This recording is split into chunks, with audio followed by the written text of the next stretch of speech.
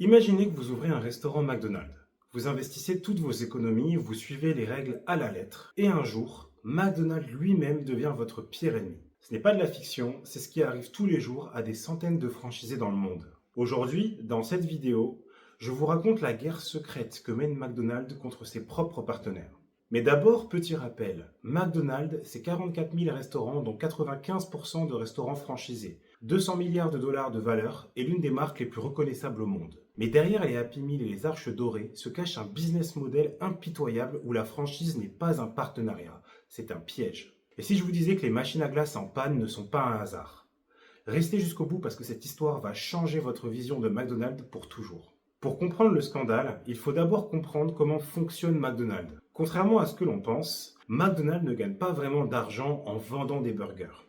Son vrai business, l'immobilier et les redevances de franchise. Quand vous devenez franchisé McDonald's, vous payez entre 1 et 2,3 millions de dollars pour ouvrir un restaurant, une redevance mensuelle de 4% sur les ventes, une contribution pub de 4% supplémentaire et surtout un loyer à McDonald's qui possède souvent le terrain et le bâtiment. Et c'est là que ça devient intéressant. McDonald's Corporation possède plus de 70% des terrains de ses franchisés. Comme l'avait d'ailleurs dit Ray Kroc en 1954, je ne suis pas dans le business du hamburger, je suis dans le business de l'immobilier. Maintenant, parlons du scandale qui illustre parfaitement cette relation toxique, les machines à glace. Vous l'avez tous vécu. Vous allez chez McDonald's, vous commandez un McFlurry et on vous répond « Désolé, la machine est cassée ». Ce n'est pas un mythe. Une étude de 2020 a révélé que 25% des machines à glace McDonald's sont en panne à tout moment aux États-Unis. Mais voici le twist, ce n'est pas un accident, c'est du business. McDo impose à ses franchisés d'acheter des machines Taylor, qui coûtent 18 000 dollars l'unité. Ces machines sont conçues pour être impossibles à réparer soi-même. Le moindre problème déclenche un code erreur cryptique et la machine se bloque complètement. Résultat, les franchisés doivent appeler des techniciens Taylor agréés qui facturent jusqu'à 315 dollars de l'heure. Et devinez quoi? Taylor et McDonald's ont un accord commercial très lucratif. Plus les machines tombent en panne, plus Taylor gagne d'argent. Et McDo touche sa part. En 2019, deux entrepreneurs ont créé Kitsch, un petit appareil qui se branche sur les machines Taylor pour diagnostiquer les problèmes et permettre aux franchisés de les réparer eux-mêmes. Les franchisés adoraient, ils économisaient des milliers de dollars. La réaction de McDo? Ils ont envoyé un email à tous les franchisés interdisant l'utilisation de Kitsch, prétendant que c'était un risque pour la sécurité. Aucune preuve, juste une interdiction. Kitsch a poursuivi McDo en justice pour 900 millions de dollars. L'affaire est toujours en cours. Mais les machines à glace ne sont que la partie émergée de l'iceberg. McDonald's exerce un contrôle quasi totalitaire sur ses franchisés. Le contrat de franchise fait plus de 100 pages et donne à McDo le pouvoir d'imposer ses fournisseurs, souvent plus chers que le marché, dicter les heures d'ouverture, les promotions et les menus, inspecter les restaurants à tout moment sans préavis, résilier les contrats pour des raisons vagues comme non-conformité aux standards. Et le pire, McDonald's peut racheter votre franchise à tout moment, souvent à un prix bien inférieur à sa valeur réelle.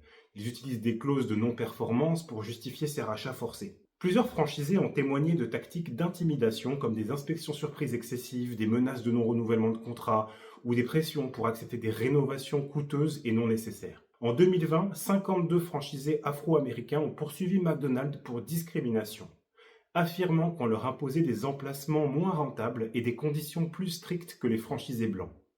L'affaire a révélé une culture du favoritisme et du contrôle arbitraire chez McDonald's. Vous vous demandez sûrement, mais pourquoi les franchisés acceptent-ils ça? La réponse est simple, le pouvoir de la marque. McDonald's est tellement puissant que même avec toutes ces contraintes, ouvrir une franchise reste rentable pour beaucoup. Le revenu moyen d'un franchisé McDonald's aux États-Unis est de 150 000 dollars par an. Pas mal, mais loin d'être exceptionnel vu l'investissement initial. Le vrai problème, les franchisés n'ont aucun pouvoir de négociation. S'ils protestent, McDonald's peut simplement ne pas renouveler leur contrat et trouver quelqu'un d'autre.